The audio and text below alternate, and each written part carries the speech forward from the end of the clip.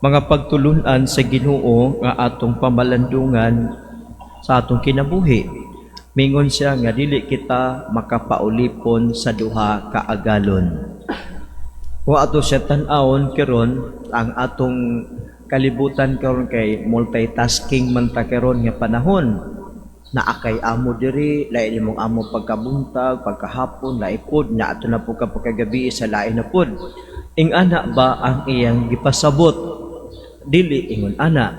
Ang gipasabot niya nga dili kita makapaulipon sa atong kaugalingon sa duruha, bad or evil, o ka-evil or good.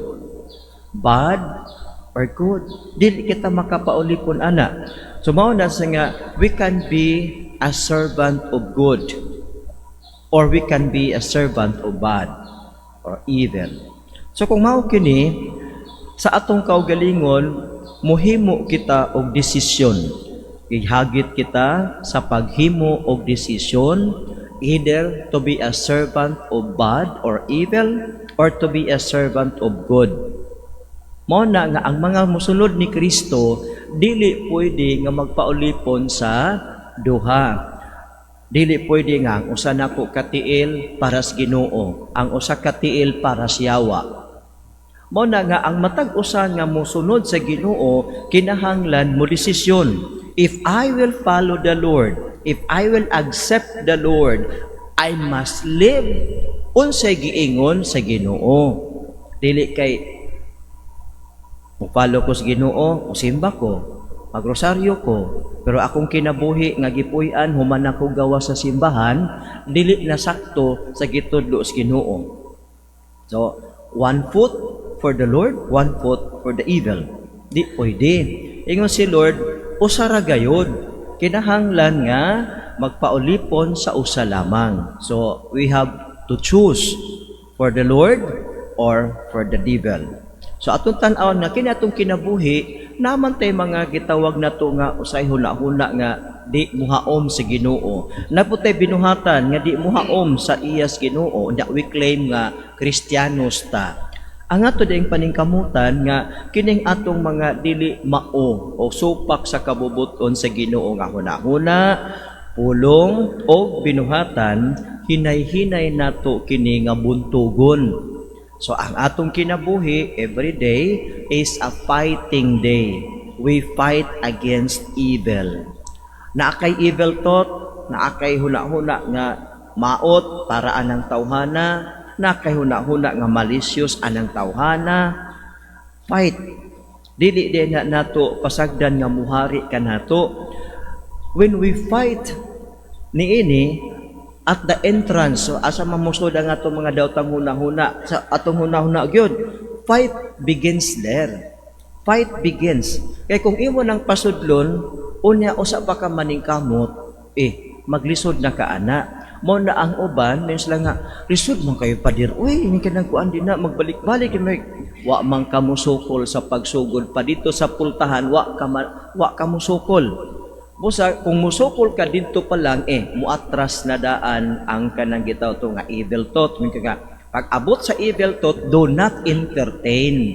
Kaya kung entertainon nimo kanang evil thought, mga malicious thought, mga sexual thoughts, imong entertainon, lupigon ka ana. Busa, ang fight, dito pa lang daan, conscious fighting. If we follow the Lord, then we choose to be at the side of the Lord. Fight begins at the entrance sa atong utok. Kaya kung musod na siya, kanang imong utok, imong i-welcome na, i-entertain, magpitok-pitok raw po atong mata, no? Mag-smile-smile, ang atong ba mulitok po do ka ng mga kanang dili ra madungog nga tingog. Pero naglitok imong ba. Ang imong thoughts, imong huna-huna, na i-bubble thoughts, nag-dialogue ang imong huna-huna, nag-entertain o mana. Mo na feel dita. Mo na nga ang fight nato magsugod sa entrance pa lang. Paghana og sulod sa dili maayong huna-huna sa mga sexual thoughts ug uban pa, fight. Kay kung imo nang hayaan nga makasulod ya nimo, the next thing is your mouth articulate, the next thing your hands will do. Mo na siya. Unya karon kay di man kita makapaulipon sa kanang sa duha sa Ginoo o sa demonyo, every day we have to review our lives. Kaya review your life today. Kung makita nimo nga adunay imong kapakyasan, then ask for forgiveness from the Lord. Kung makita nimo nga dunay imong kalampusan sa tining adlaw, praise the Lord. Imong taygon pasalamatan ang Ginoo kay sa iyang grasya nahimo ka nga malampuson sa pagbuntog sa imong kalaban. Nya karon mingon siya nga salig kay kita mabalaka kay ang usay madatugan tas mga problema maluya ta. Apan ningon ng Ginoo salig pagkadyutay ninyong pagtuo, di ba kamo mas importante pa mo sa mga langgam? Di ba kamo mas bililhon pa kaysa mga kabulakan sa kaumahan? Nga naman, nga mabalaka man kamo. So, ang ingon, salig, kay aduna kitay amahan, nga nagtanaw kanato og nahibalo sa atong panginahanglan. Ingon pa sa unang pagbasa, si San Pablo, miingon siya nga, Lord, kuhaan ning balatian ako. Lord, kuhaan ning kuhaan niya. Mingon si Lord nga, my grace is enough for you. So, sa ito pa di ay, ato pa malandungan nga, in whatever situation we are in, the grace of God is enough.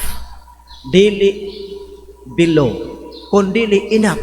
Sa ito pa, sakto ra gyud ang grasya sa Ginoo, dili kuwangan. Nganong malupig man ta sa atong kabalaka, nganong malupig man ta sa atong problema, it is our human mind that dictates us. Di mo na kaya. Di mo yan kaya. Di mo yan kaya. Kung mao kanina ang musod sa atong hunahuna, ug mao na everyday atong hunahuna, remember how you think affects your disposition. If you think you are weak, maging luya ang imong lawas. If you think you are sick, masakit yun hinuong ka. But if you think that I will be healed, I will be well, think positively. Kaya nangingin bito sa mga psychologists nga, think positively. Positive thinking affects your body. Positive thinking affects your disposition. O nagingon sa Ginoo ba nga, naman ay problema, wa man siya maingon nga, ang musunod na ko, exempted na sa mga problema.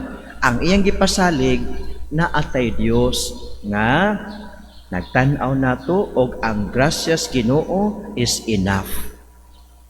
Nganong we fall short, kita ra mo ginaguna-una nga di na ko na kaya. Lord, ayaw ko na. Kisa man niingon, ikaw ra. Ang ingon sa Ginoo, my grace is enough for you.